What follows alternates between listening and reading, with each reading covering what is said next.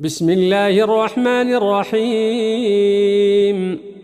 تبارك الذي بيده الملك وهو على كل شيء قدير، الذي خلق الموت والحياة ليبلوكم أيكم أحسن عملا وهو العزيز الغفور، الذي خلق 7 سماوات طباقا ما ترى في خلق الرحمن من تفاوت، فارجع البصر هل ترى من فطور، ثم ارجع البصر كرتين ينقلب إليك البصر خاسئا وهو حسير.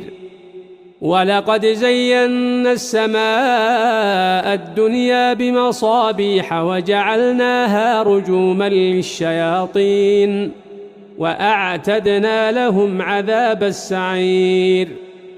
وللذين كفروا بربهم عذاب جهنم وبئس المصير.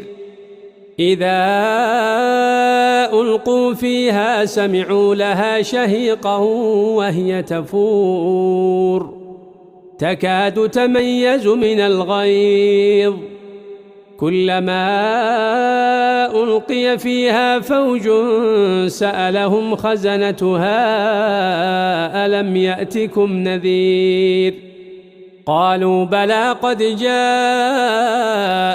نذير فكذبنا وقلنا ما نزل الله من شيء إن أنتم إلا في ضلال كبير.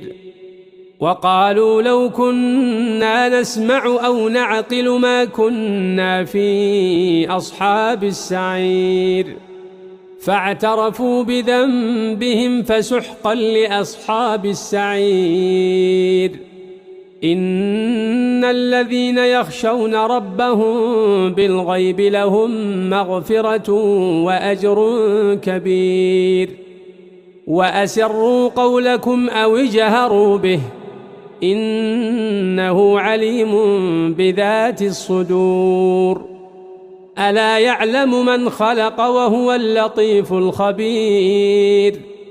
هو الذي جعل لكم الأرض ذلولا فامشوا في مناكبها وكلوا من رزقه وإليه النشور.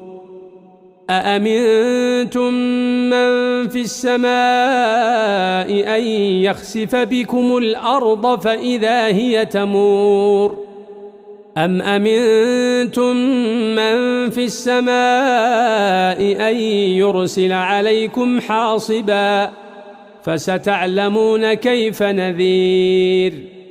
ولقد كذب الذين من قبلهم فكيف كان نكير. أولم يروا إلى الطير فوقهم صافات ويقبضن ما يمسكهن إلا الرحمن إنه بكل شيء بصير.